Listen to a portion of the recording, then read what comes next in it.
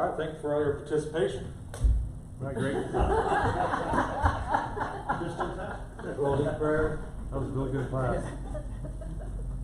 Wow, I've never been in such a great class. I didn't have to say a word, that's why it was so good. It's well, I know, best one you've ever had. yeah, I know, right? Class on I punctuality. totally agree. Let's go ahead and begin. Rick, would you lead us in prayer? Dear Heavenly Father, we thank you so much for this morning, Lord. We thank you for your word and all the instructions in it and all the encouragement that's in it and the story of our Savior. We're thankful, Lord, that we have the opportunity to come here this morning and worship and praise and honor you. And we pray, dear Lord, that that's exactly what we do. As we go through this class, Lord, we pray that you would help us to gain from it the things you would have us to gain, and that we would become the things that you want us to become as a result of our study. Be with Jeff as he presents the thoughts he's had, and be with those of us out here sitting down, that we might contribute and that we might have come prepared, and that all of us might walk away with a better understanding of your word and your will for us. In Jesus' name we pray. Amen. Amen. Thank you, Rick. Last week was Make Friends of God's Children, and this week is Friends. So, what's the difference in the two lessons that y'all noticed as y'all went through it? This is just the reason necessary to have friends. Okay. It really goes so much into the kind of friends as much as just the fact that we need other people to help us through this life. Right. Okay. One of the things that I noticed is last week's was more of a negative look. You had the positive, what kind of friends we need to be around, but half of it, or over half of it since I was talking, over half of it dealt with the negative, the types of friends we need to not surround ourselves with. And this week it is kind of a more a look of qualities of friends that we should have. I know there's been some concerns, some issues with the material, the book itself. Last week I tended to use the book a little bit more. It just wasn't a good week for me. But I try and use the book kind of as a guide and then just kind of sprout off from that. But I think it's important for us to remember that the things that Mike Willis includes, especially in last week's, was not Mike Willis. It was God's Word, holy and inspired. These are the kind of people we need to be careful of surrounding ourselves with, and there's a reason for that. They can draw us away whether intended to or not. And we can draw people away if we're that kind of friend. So what kind of person do you consider to be a true friend? What kind of qualities? Just what kind of person? Loves you through thick and thin. Through thick and thin, okay. Someone you can trust. Someone you can trust. You can take some sharp correction from them because they hit you on the shoulder and tell you they love you anyway. Okay. Or squeeze you to death, Ray. Okay. And that's that aspect of trust. You trust that correction is what? For your good. Right? They value your concerns or your qualities or anything that's going on in your life as much, if not more, than their own. Okay. Anybody know what John 15:13 says? Greater love hath No man lay down his life for his friend. that man laid down his life for his friend. A true friend is somebody who's going to lay down their life for you. Does that mean that in order for me to be a true friend, I've got to stand in front of a bullet flying at a friend? Okay, push them out of the way.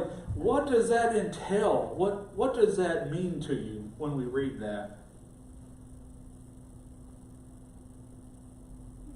I know that, I'm sorry to interrupt, but I know that's specifically, talking about that sacrifice of life, but I think we could look and see kind of what more is there for us, Tricia.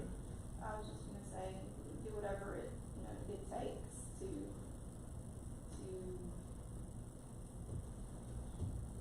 I don't know, help help better you, be there for you, just, it's the person that will drop everything when you call and need help, regardless of whatever it is that they're really doing.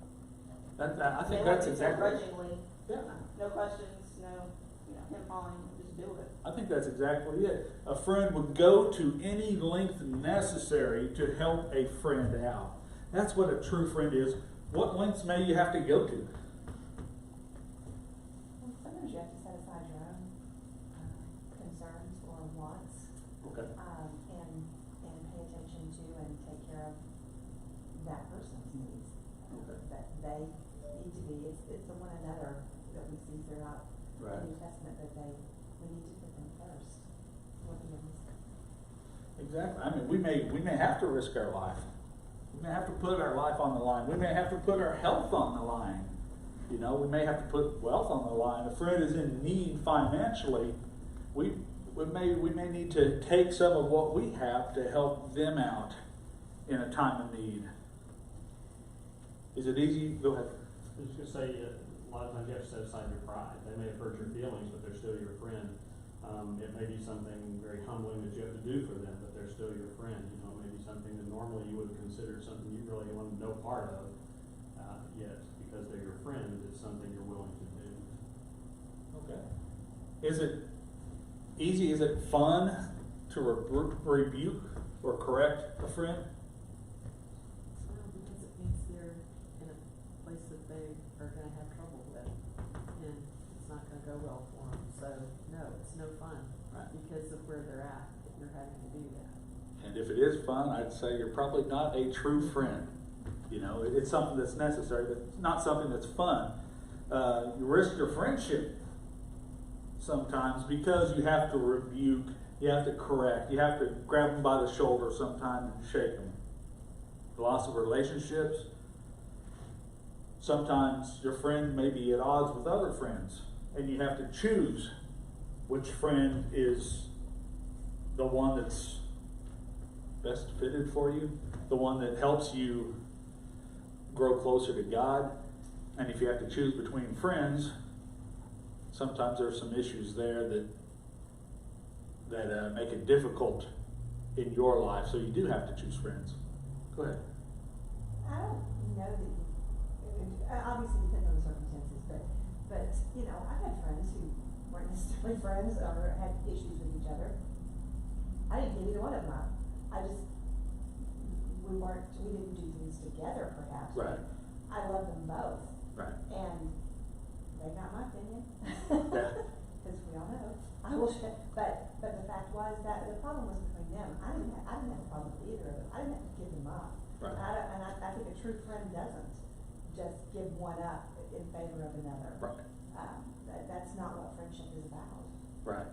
Exactly. And I think that's kind of the difference between having true friends and having, I guess mainly acquaintances, is sometimes people make you choose. I've had friends in the past who say, hey, you know what? I noticed you've got my ex-husband on your friends list. You either take him off your friends list or take me off. That's their choice. That's their choice. But that's the difference. People do that. And sometimes it costs us relationships. I love them both. But that's not a Christian behavior. So sometimes we have to choose. What I hope for us to accomplish in this class is to look at what it means for each one of us to be a real friend. Last week we looked at kind of the dangers of choosing friends poorly. This week, as I went through the lesson, it was a lot more of a positive look of the qualities that each one of us need to have, and each one of us needs to look for in a friend. In order to be a true friend, does it require reciprocity? The bill. Okay, got a yes, we got a no. Is there give and take in a real friend relationship? Yeah. There should Okay. be. If I am a true friend to somebody and they're a true friend to me, there's going to be give and take in that relationship. It can't be one-sided. Just like any marriage, can't be one-sided. Any relationship has to have two parties giving and taking in that relationship. If there's one party that's always taking, we look at biologically, if you've got something that's always sucking all the energy out of you, what's going to happen? You're going to slowly die. But if you have that symbiotic relationship, it's going to be give and take, and you're going to, as we're going to look at a little bit later, iron sharpens iron. That's the kind of idea, the give and take. A friend loves at all times. For us to be real friends, go ahead. That TV comedy series, Friends, I don't think I've ever watched the entire 30 minutes. What? Get out. But I catch it here and there on, you see the idiosyncratic behavior of all of them. But it's a give and take. Marriage is that of growing old together. Come grow old with me, the best is yet to be. That's a friendship that goes beyond. Right. You express it. That's a good point. For us to be friends, I can't love you at all time while you don't have the same care and concern for me. There's going to be times when I am more wrapped up in myself and the things I'm going through than what you're going through. I think that's safe to say that every single one of us will find ourselves in that situation from time to time. But hopefully we still have that love and we have that care and concern that even though I've got stuff weighing on me right now and I can't be there for you, that as soon as I am able to, I will be there, and while still showing that love. Does that make sense? Okay. Kind of going over in my head and going, I don't know if I'm just mumbling words or not. Yes. Yeah, I think one of the things that you need to remember is that when it talks about, I love my friends, and I do love my friends. I love my friends. I'm not bragging here, it's just true. I have some of the best friends that are possible to have on the planet. And they're awesome. And sometimes it comes up to where, I love you so much, but right now I don't like you very much because you're getting on the last nerve. And that happens even with people that you absolutely love right down to your last molecule. Right. And that's normal, that's natural, but because you have this foundation of love, trust, safety, with this person, you're not going to just give them up. Right. You're going to work it through, and you're going to become a better person for it. You're going to see where your issues were, where their issues were, and you're going to help each other to be better people. Right. And thereby becoming better friends to each other. Exactly. So it's an ongoing work in progress type of a relationship. It's not one that's just so casual you can walk off from it and it doesn't even affect you at all. Right. These people are going to be part of your life even when they're gone. I have friends that have passed, and they may be gone, but all those threads that are woven into the fabric of my life that was them is still there, and it still gives my life richness that they were part of my life. I wouldn't trade for it, not for anything. Right. That's a good point. We're going to talk about that. You're getting on my last nerve. That's the last thing we're going to talk about. Okay. I'm not saying you're getting on my nerve, but that's the last thing we're going to talk about in class. One way or another, we're going to get to that one. But John 15:19 says, if you were of the world would love you as its own, but because you are not of the world, but I chose you out of the world, therefore the world hates you. This is the idea of friendship. It sounds weird, but what we see here is if you are of the world loves you as its own. So if you're friends with the world would be friends with you. You would share the same interest in worldly things, but since you are not of the world, and you are not friends of the world, they hate you. You can't be friends with somebody who doesn't want to be friends with you, can you? You can be acquaintances. You can have some sort of symbiotic relationship, but you don't have that true friendship with somebody who doesn't want to be friends with you. If friendship, if you're talking about friendship being a two-way street, I'll say, that is true. I would say that the apostles were Jesus' friends. He loved them. And he loved Judas as much as he loved Peter. Right. Even though Judas, he knew, would betray him. So, from that perspective, we can choose to be a friend, even when it's not being reciprocated, and we know that. True, it's not that symbiotic relationship, which I think you mentioned earlier, but we can still be a friend to someone who Right. doesn't return it. And that goes into the nature of the word. We're going to look at that here in just a minute, a little bit, because it's the same word as neighbor. So as we read through the Proverbs, as we read through different parts of the Bible, we will see friend and neighbor used interchangeably. We may see that in different translations as well. But it's the type of relationship we have. Are we called to love our friends? And are we called to love our neighbors? Are our neighbors always going to love us?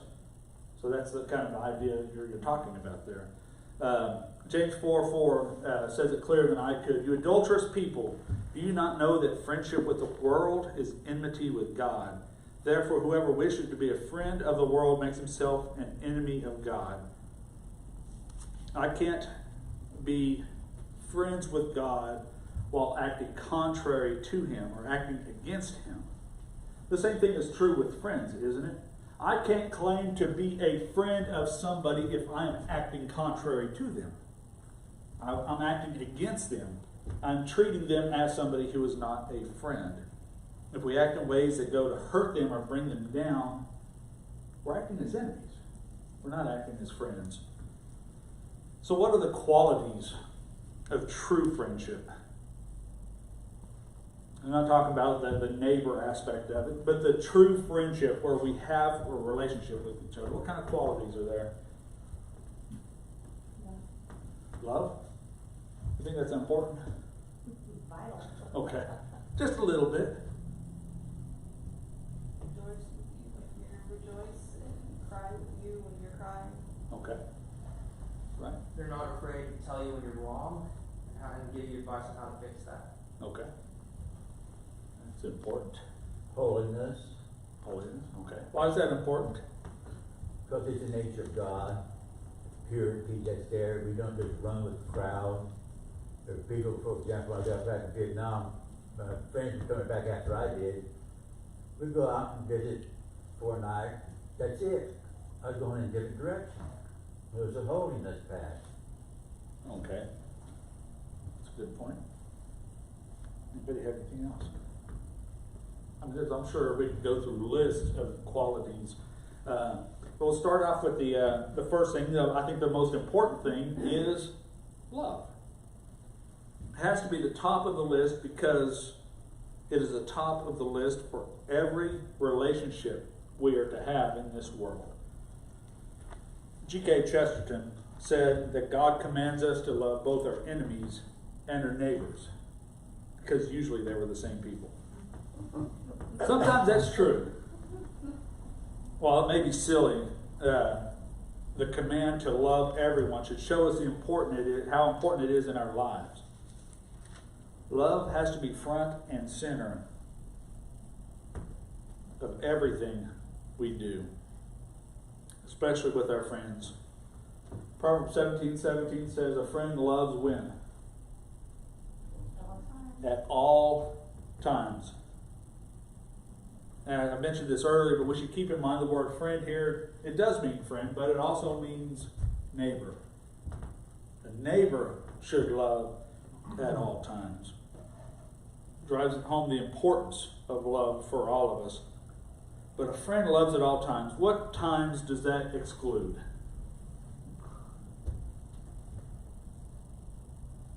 Anybody? No. It excludes no time. Every time is included. Are there times that friends may make it tough to love at all times? Oh yeah. Oh yeah. I've been there. I don't like you very much. I know I've been that friend. We should keep in. We are human. It's bound to happen. But the command still exists, doesn't it? If my friend is making it hard to love them, am I excluded? Am I exempt from, oh, you know what, you're being a jerk. Therefore, I'm not going to love you right now. You're getting on my last nerve, but I still love you. We are not exempt from that command. Is it a general truth, as we see in some of the Proverbs, or is it a command?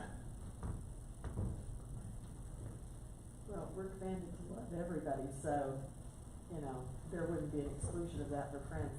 It's just a little easier when it's friends. Well, most of the time. So, Yes. And that's, we look at Proverbs and we say, well, this is a general truth, this isn't, specific, this is general, maybe this is specific. But we see all throughout the Bible the command to love everyone, to love our neighbors. There's no exclusion of, you know what, you don't have to love them. We are called to love our neighbors, we're called to love our friends, we're called to love our enemies.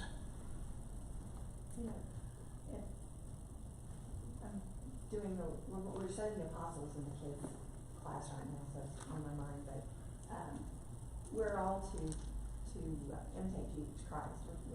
And Christ loved everyone, gave himself, he willingly died on the cross for everyone.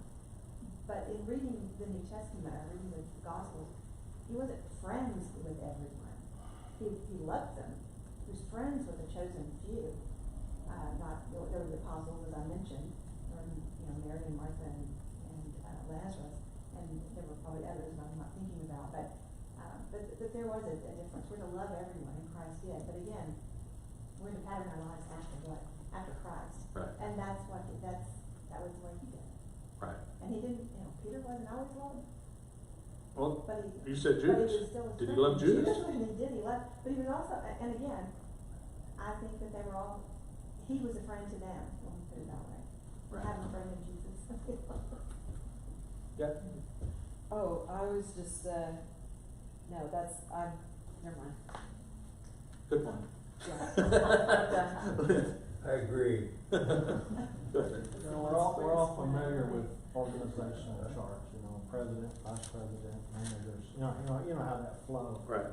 If you took the words Christian, friends, neighbors, and servant, where would servant fit in with friends as we're talking about it here? Are you a servant to your friends? Or are you a friend to your servant? Well, I would think, on the organizational chart, you'd have Christian, servant, everybody else underneath it. Yeah.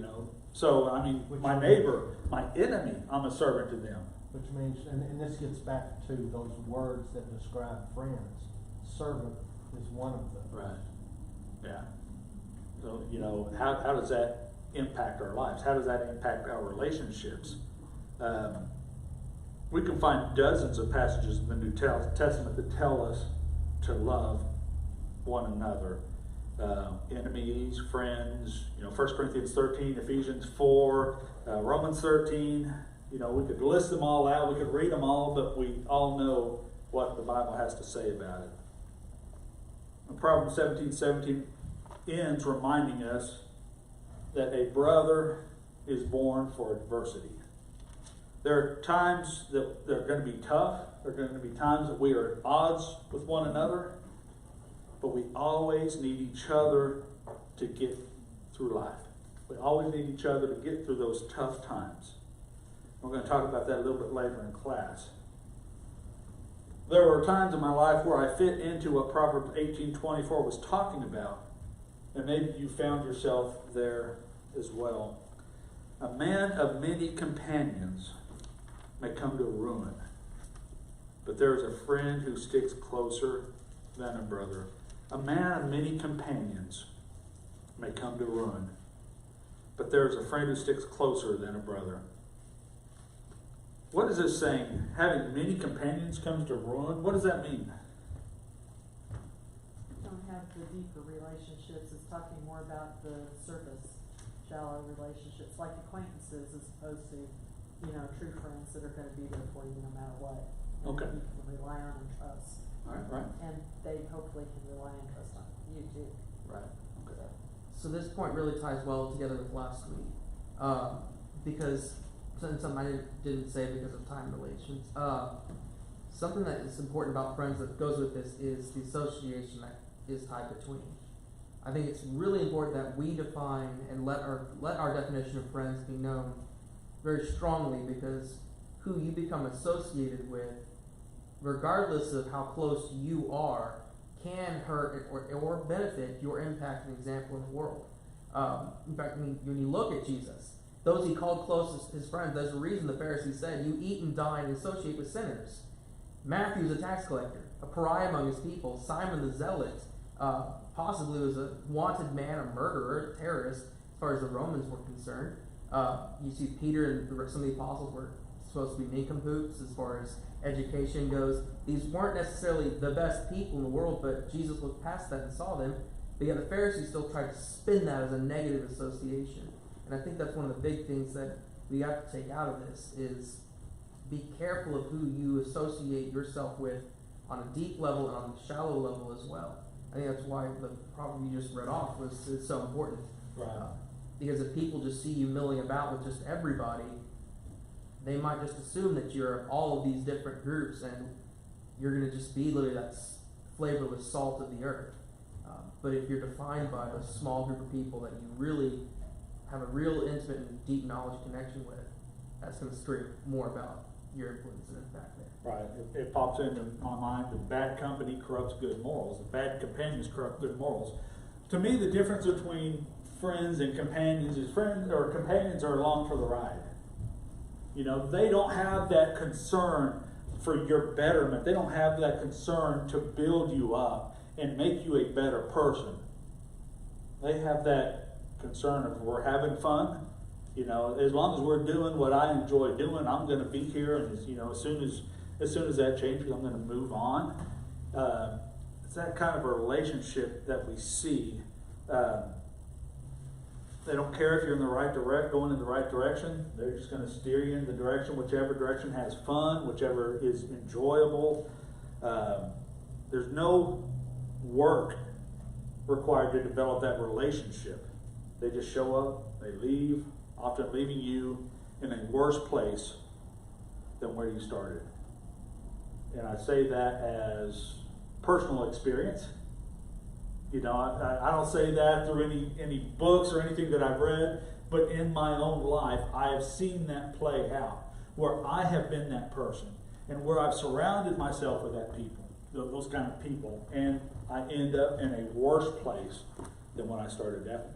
Yeah, I like what Ryan was saying about Jesus' companions and how on the surface, you know, they might have actually been labeled by the world around who was looking on as bad companions. And yet Jesus saw them at a deeper level. And I think that calls us to look past stereotypes and really get to know people. Take the time to get to know them and to know their heart. And before you start making judgments about who's a good friend and who's not. I had a friend that my grandmother was concerned about, because on the surface he looked like he might be a little bit of a wild child. She wasn't really sure about all that kind of stuff. And yet, to this day, when something goes wrong in my life, he's the one I call, and he's always there. And when something goes wrong in his life, I'm the one he calls, and I'm always there. Because it's not the surface. You got it. When friendship is about deep relationships, a deep knowing of the other person, and being able to trust them. And it probably starts from you having things in common, activities you're doing together, or places you're going together, maybe you're working together or something when you get to know them. But to be a true friend, it takes way more than just that. Right. Being a friend requires work. It should require work. If somebody gives you a car, are you going to appreciate that nearly as much as if you worked to buy that car on your own? No. you're going to appreciate it more when you've got blood, sweat, and tears poured into that car. The same thing is true with relationships. Relationships require work, and the more work you put into it, the more you appreciate it. Proverbs 13:20 says, "Whoever walks with the wise will become wise, but the companion of fools will suffer harm. The companion of fools will be destroyed." We have to be careful who we walk with, but we have to make sure we do it in love.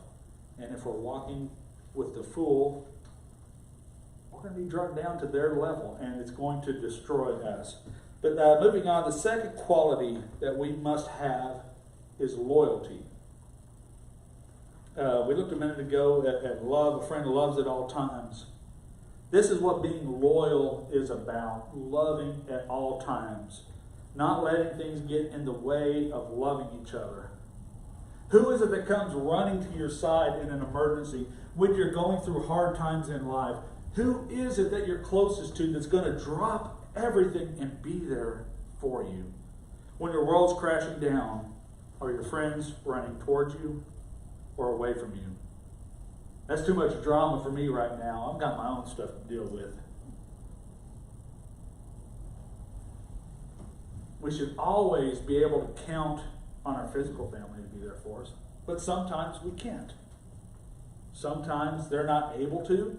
Sometimes we don't have that relationship with them anymore.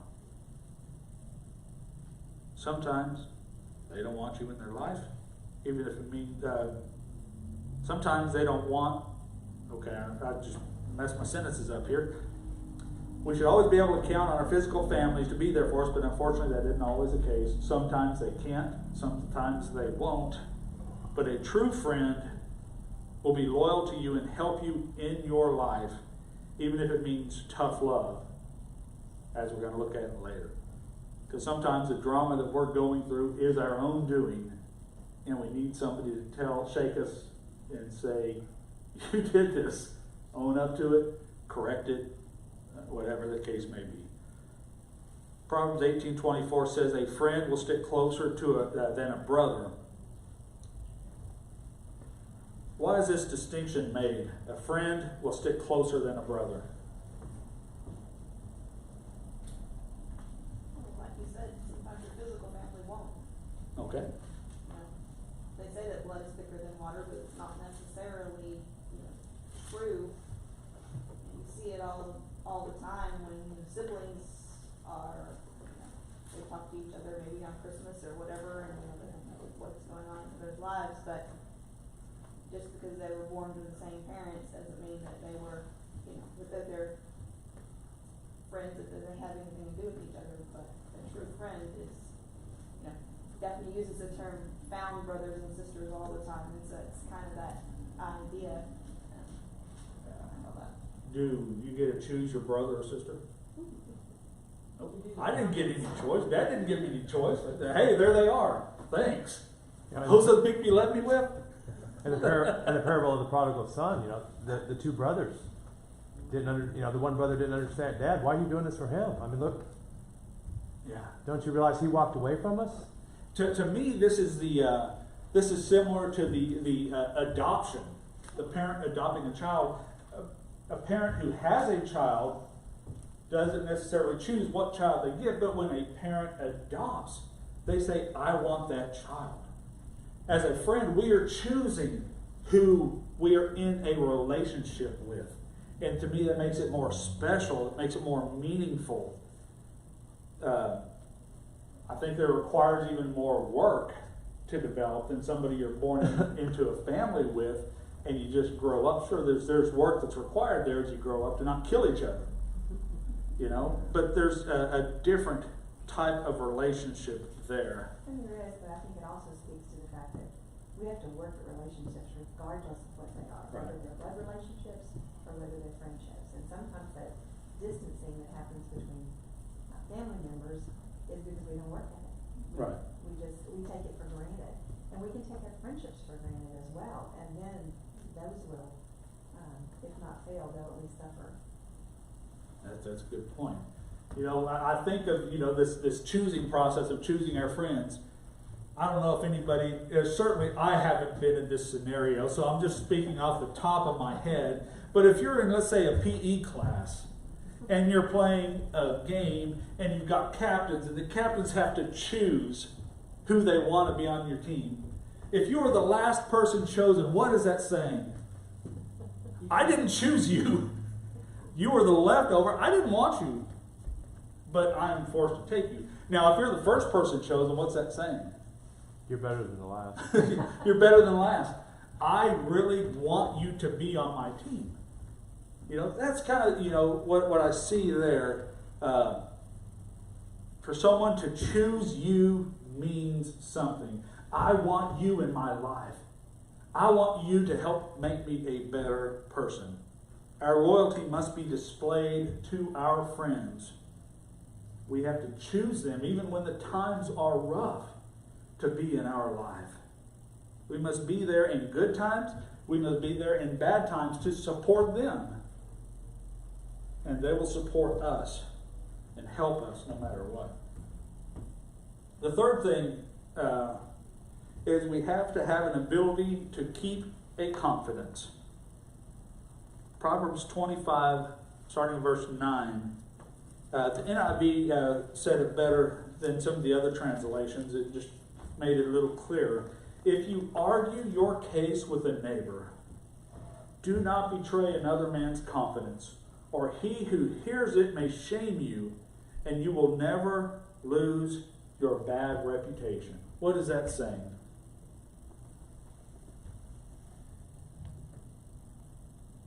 If you gossip, it's going to catch up with you. Okay. Once you break a bond of trust, it is the devil's own job trying to get it back together again. Exactly. Leave other out of your arguments. If I'm arguing with somebody, it's not my place to say, well, so-and-so said, you know, whatever. If I have an argument with somebody, I need to have that argument with them and leave other people out of it. Keep secrets. Don't gossip. If you disagree with somebody, don't bring another person into that discussion. Well, Rick said this, David said this, so whatever you said is wrong, but these guys are telling me something different. That's not our place. If they want to say something, they can. How do you have a true friendship with someone that you cannot trust? Or you cannot trust them to keep your life to themselves? A gossip betrays a confidence, but a trustworthy man keeps a secret. 11:13. Gossip can and has ruined many friendships. Gossip can and has torn churches apart.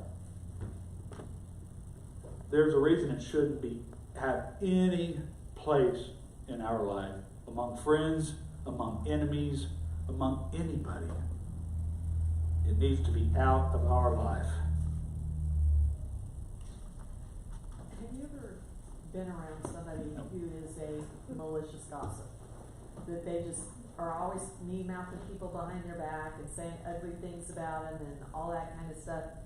Those kind of people, it's really hard to be friends with them, because if they talk about other people that way, you know they're going to talk about you that way too. And so it's going to be very difficult for them to make true friends, because nobody's going to trust them because of the way they walk in the world. Is the way they talk about people behind their back. And that's going to follow them around like, forever. So, yeah, it's better to just keep stuff to yourself, and, if you're going to talk out loud about somebody, if you can possibly find something good to say about them, do that. Yeah. Because you don't want to be known as that person who's just mean-mouths people behind their back all the time. Right. And never has a good word to say about anybody. And that's true no matter what our relationship is with somebody. Whether it's a work relationship, a friend relationship, an enemy relationship, we should not gossip. We should be able to and we're going to get into this a little bit later at the next point. But Proverbs 17:19 says, whoever covers an offense seeks love, But whoever repeats a matter separates close friends. Which one do we strive to be? Do we strive to be somebody who keeps confidences and keeps our relationship and the things said within that relationship? Or do we seek to spread it around? That takes us to the fourth thing, is that we must have a controlled tongue. Controlling our tongue as friends entails a wide variety of things. One we've already talked about is gossip. What are some other ways that we can control our tongue, that we use our tongue properly? When we're angry or frustrated with them, Okay. being careful how that comes across. Okay, It's gonna happen, Yeah. but you can express it in a way that is appropriate. It's Okay. not going to end up in, things you wish you could have taken back. That's really important, right? Hallowed versus sincere praise. Okay.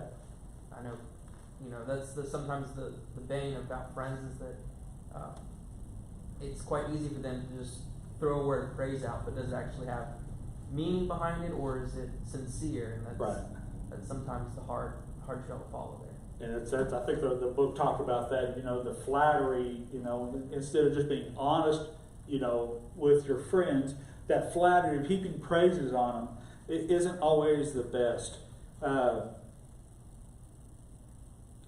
Honesty is one way, through encouragement and counsel. Proverbs 11:9 says, with his mouth the godless man would destroy his neighbor, but by knowledge the righteous are delivered. We must control what we say to our friends. I think Tricia alluded to this. Who is my neighbor? Everyone is my neighbor. But how do I speak to my friends? Am I honest with them? How often have you hurt your friend by not thinking before you speak? It steps on my toes. You need knowledge to know that you shouldn't say something, and you need wisdom to actually not say it. I can know, what? I shouldn't say that. I shouldn't say it. Hey, guess what? I've got knowledge to say I shouldn't say that, but wisdom to actually not say it. How many times have you said, I really shouldn't say anything, but I will say something? If a friend says something to you, what should you do? Don't react out of anger. Say something about you. You shouldn't react out of anger, but find out if your friend actually said it. And if your friend actually said it, what should you do? Talk to them. Confront them in what way? Angry and malicious, and I'm going to tear you. No, okay, love. Proverbs 24, 28, 29 says, be not a witness against your neighbor without cause, and do not deceive with your lips. Do not say, I will do to him as he had done to me. I will pay the man back for what he has done. That's not our place. It's not our place to exact revenge. It creates a further divide and hurts us. We need to be honest with our friends. Proverbs 27:6 says, faithful are the wounds of a friend, profuse or deceitful are the kisses of an enemy. What's the purpose for being honest with friends? Is it to build them up or tear them down?